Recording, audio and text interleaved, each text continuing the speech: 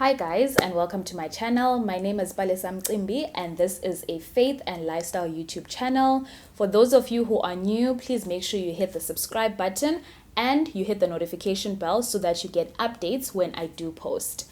For those of you who've been here, can we take this moment to celebrate that we are on 234 subscribers? 250, is that you? For today's video, I will be zooming into the life of another Old Testament queen, the good sis Jezebel, since so many of you requested that I do a feature on her. So yes, that's what we'll be speaking about today. But before we get into it, I just want to start off by thanking you guys for the engagement on last week's video specifically. You guys are the real MVPs. Let's keep it going. Let's keep watching the videos. I will also be linking some of my recent videos in the description box below, so do check those out. Anywho, let's get into it.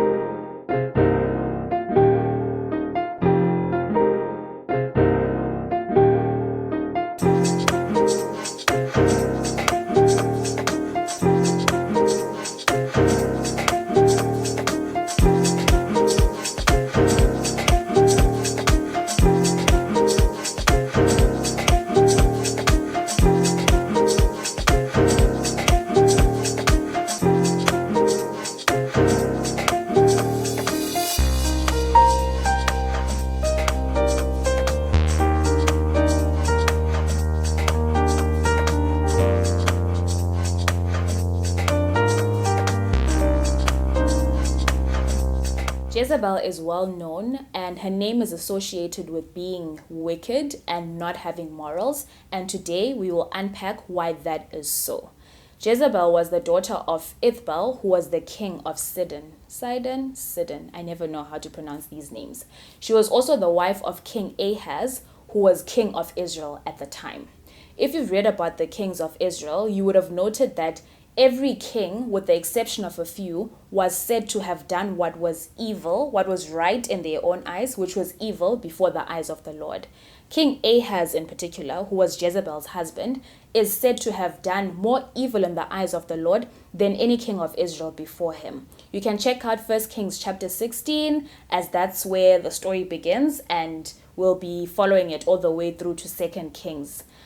So that was the situation, that every king was said to have been evil, but he was more evil than any king before him. Jezebel's family was also heavily involved in the worship of false gods and just idol worship, and that's the influence that she introduced once she was queen. The good sis swayed her husband to instill the worship of false gods as a practice, specifically the worship of Baal and Asherah. This would have come naturally for the king, as it had become a norm for the kings to set up a place of worship for their heathen wives. Jezebel specifically wanted an altar set up for Baal, as that was the god that she worshipped. You can already tell that the king was heavily invested, as he was an Israelite and his allegiance should have been to the true God. But here he was making a mess of things. This is probably why Christians are discouraged from marrying non-believers and subsequently becoming unequally yoked. One of the parties in a marriage ultimately has to concede in order to make sure that peace is kept at bay and there's peace at home. And the things that they often concede on are the values and the beliefs that they hold dear. In this specific instance, the concessions that the king made were at the expense of the entire nation, as if you're familiar with the account, you'll note that subsequent generations struggled to remain faithful to God, and they struggled with intermarrying and intermingling with heathens, as that had been passed down from generation and it was hard for them to unlearn. So, yekeni lento niyenzayo. Now, to get to the parts that she is famous for, I actually realized as I was preparing that it's important to read for ourselves. I personally used to associate Jezebel's name with promiscuity, because of a song that her name had been used in South Africa, and just how her name has been used negatively in the past. However, that had nothing to do with her shortcomings. Now, being true to her faith, she saw that there was contention between those who worshipped the true God and those who worshipped Baal, whom she believed was the true God. And there were also those who were just confused and caught in between, mixing practices from both of these beliefs, if I can call them that. And my good sis wanted none of that.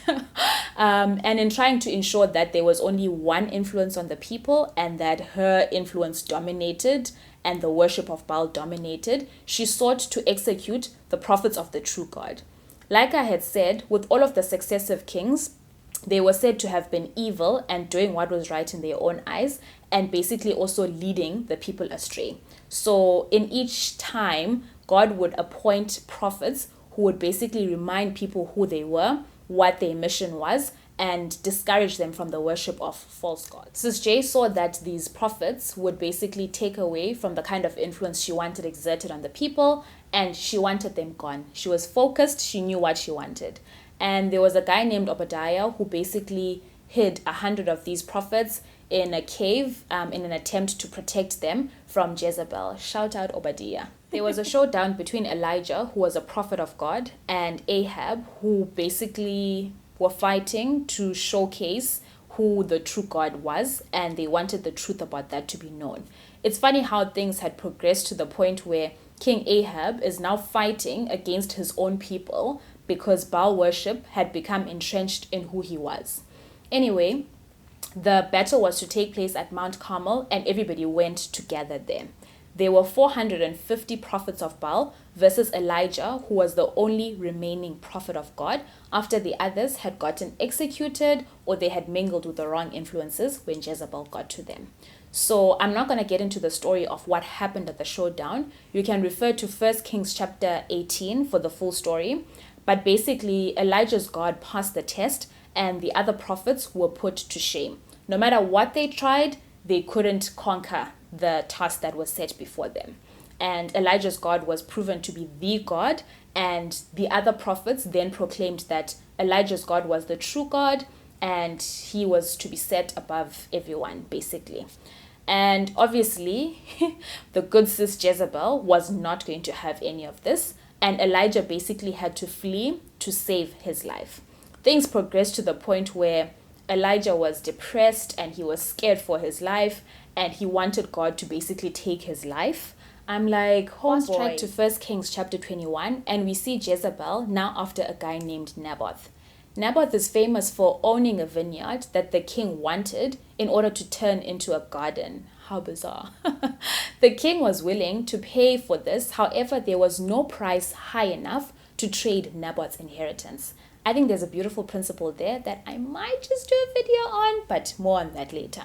So Jezebel finds out that her husband had been unsuccessful in his pursuits, and being this action-oriented, proactive wife, she seeks to help. Her idea of helping, of course, is getting rid of Naboth.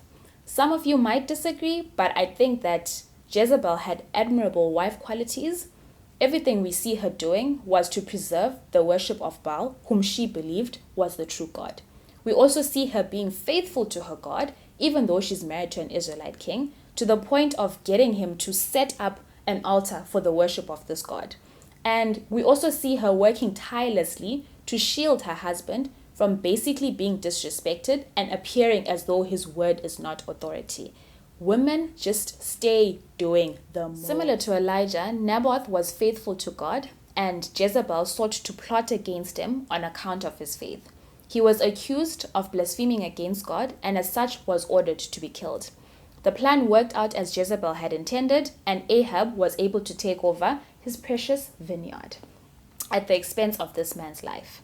And at the end of the story, Jezebel is considered to be the culprit for her influence over Ahab. However, Ahab was a grown man who made decisions knowing the implications of those decisions, and he was the one who had an allegiance to God.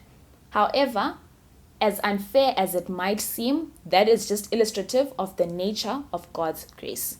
Ahab realized the error of his ways, and he was forgiven because he realized the mess that he had made, and he sought to return to God.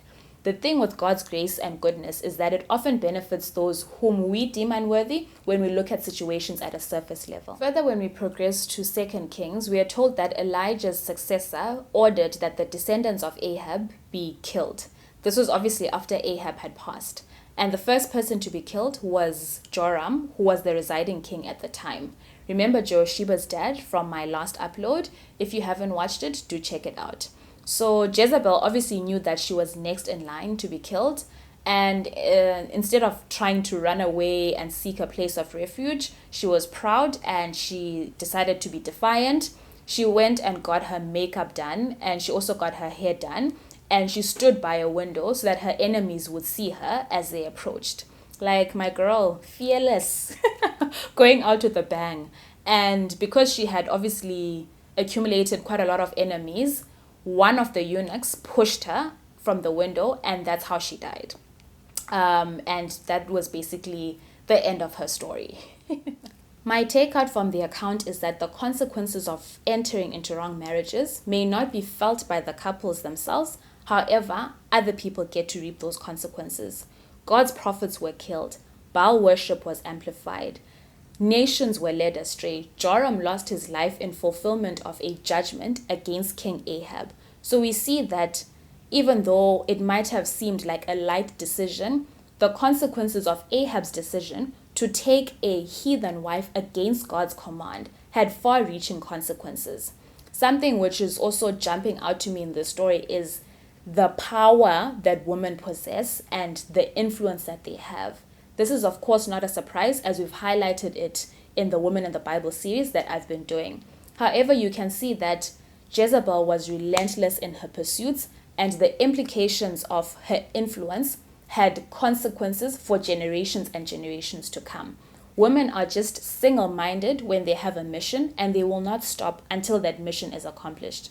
Knowing that this is the power that we possess, we can either choose to use it for good and to advance gospel work, or we can choose to use it for evil in the same light that Jezebel did. I'm praying that we choose to be instruments in God's hands so that He directs the power of our influence for the advancement of His will. I really enjoyed filming this video and just learning about Jezebel's life. Let me know if you also enjoyed it, and tell me what stood out to you from the life of Jezebel, even if I specifically did not call it out in this video.